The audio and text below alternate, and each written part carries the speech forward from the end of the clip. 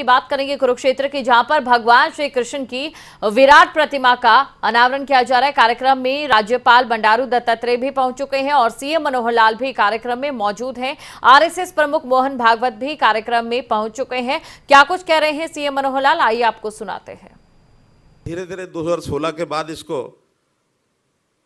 राष्ट्रीय स्तर का एक कार्यक्रम बनाया जाए और 1-2 साल के बाद लगा कि नहीं, राष्ट्रीय स्तर पर ही क्यों, इसको अंतर्राष्ट्रीय स्तर का क्यों ना बनाया जाए। उसमें से ही भूमिका ध्यान में आई और हम बढ़ते बढ़ते सब मिल करके हम सब लोगों ने जो इसका कार्यक्रम किया, तो विदेशों से मांग आने लगी है कि हमारे यहाँ भी गीता जयंती का कार्यक्रम करिए। विदेशों के लोग रुचि लेने लग गए हैं। तो इस नाते से एक बहुत ही सुंदर एक अवसर है। इसमें एक विचार है, एक संदेश है।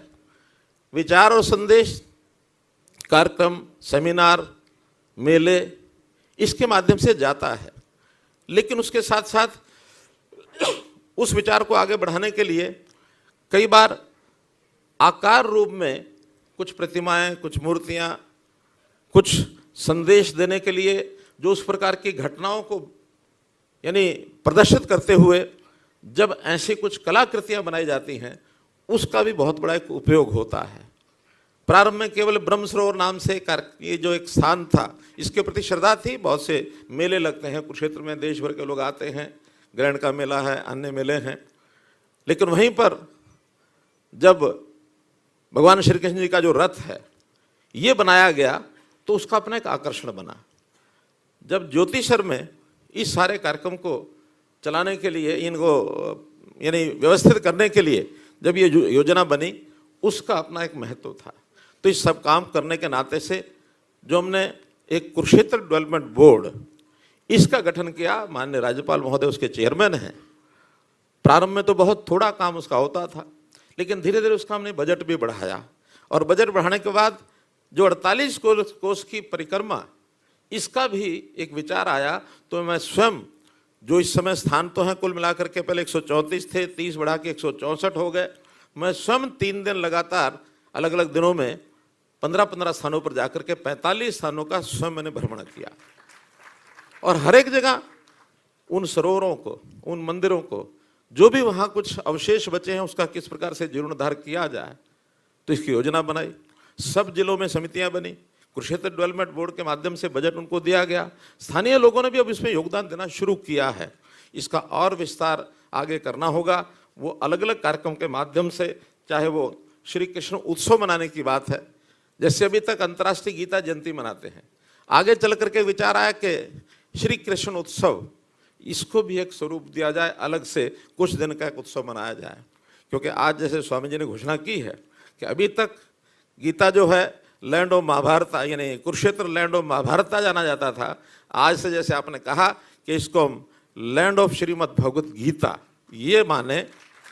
मैं तो एक कदम और आगे बढ़कर के भी कहूँगा कि लैंड ऑफ श्रीमद् भागवत गीता तो हो ही गई, इसको लैंड ऑफ श्री कृष्णा ये भी बनाना चाहिए।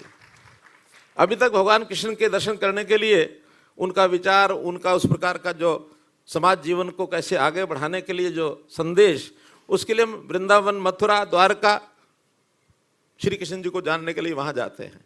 हमारा कहना है कि कृष्ण जी को जानने के लिए कुरुक्षेत्र में भी आना चाहिए, क्योंकि विचार तो उन्होंने जो वास्तव में एक संदेश, एक ज्ञान पुस्तक के नाते दिया, वो तो यही है। उनकी बाकी जो लीलाएं हैं वो सब स्थानों पर मिलती हैं, लेकिन जो सही संदेश है वो कुरुक्षेत्र में उन्होंने दिया है। तो इसी नाते से हमने जैसे आज ये एक प्रतिमा, जिसका लगभग सारे परिसर का 200 करोड़ रुपए का खर्च आने वाला है। प्रतिमा पर तो केवल 13 करोड़ लगा है, लेकिन इसके आसपास का जो और कार्यक्रम होंगे उसके ऊपर 200 करोड़ रुपया, जिसमें महाभारत का एक थीम होगा, सरस्वती सभ्यता की व्याख्या होगी, ये भी सारी चीजें वहां।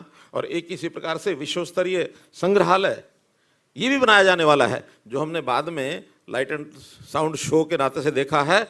उसका जब निर्माण होगा तो वास्तव में देश और दुनिया के लोगों के लिए एक आकर्षण का केंद्र बनेगा। लाइट एंड शो के माध्यम से संदेश, गीता का संदेश, ये उस प्रकार से आगे बढ़ाया जाएगा। स्वदेश दर्शन योजना, ये अलग से एक योजना बनाई जा रही है, जो सारे देश की योजना बनेगी। तो उसमें अलग अलग क्षेत्र के लिए कुछ विकास की योजनाएं, जैसे कृष्णा सर्किट नंबर 1, ये केंद्र सरकार ने बनाया और उसमें देश भर की जो ऐसे सांस्कृतिक स्थान हैं उनका जो भ्रमण करने की योजना बनाई, उसमें वहाँ से भी बजट हमको मिलता है।